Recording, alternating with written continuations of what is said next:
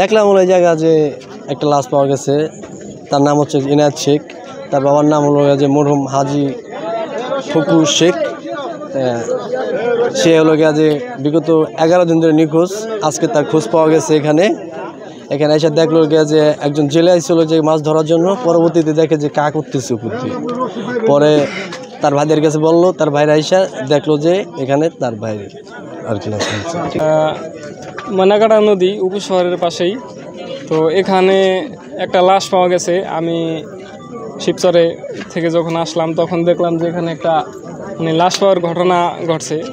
তো আতবর আইসা দেখলাম যে আমাদের এলাকারই এক ভাই 10-15 দিন যাবৎ নিখোঁজ, তো তার লাশই এখানে মিলছে। তো এর বাইরে এখন পুলিশ আসছে, এখন তারা উদ্ধারের কার্যক্রম করছে। এছাড়া আমার এতটুকুই জানা আছে আর কি। এখন খুঁজছে আমাদের সাথে, কিন্তু পাই নাই। আজকে একজন আইসা বলছে যে লাশ নদীতে আছে, আমরা গন্ধ পাইছি, তোমরা ভালো করে খুঁজো। সন্দেহ তো করতে, হত্যা করতেই পারে। ওই পারে যেহেতু গেছিল, ওই পারের লোক যেহেতু ধাওয়া দিচ্ছে, তাহলে তো অবশ্যই এটা মার্ডার করা হয়েছে। ধারণা করা আমরা মানে যারা ওর সাথে থাকে চলে তারাই হয়তো হবে। এখন শত্রুতা ওই পারে 2-3 জনের সাথে আছে। এখন তার বন্ধু বান্ধবের সাথে তার একটা শত্রুতা আছে। হ্যাঁ, তার কাছে কিছু টাকা পাবে, এই টাকার জন্য সে, নামটা এক্স্যাক্টলি শিওর এখনো বলতে পারতেছে, ওই যে ওই পারে বাড়ি, ওই নদীর ওই পারে বাড়ি।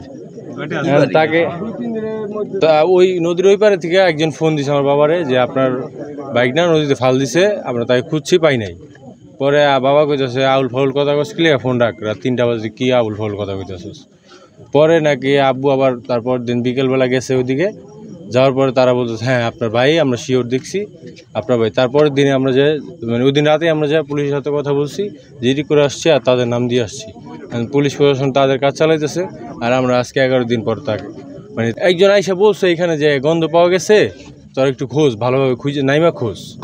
পরে আজকে আমরা প্রায় 13-15 জনের মতো নামছি, নামে আমরা খুঁজছি, পরে পাইছি। প্রশাসনকে ফোন দিছি যে এরকম একটা লাশ পাবে, আপনারা আসেন।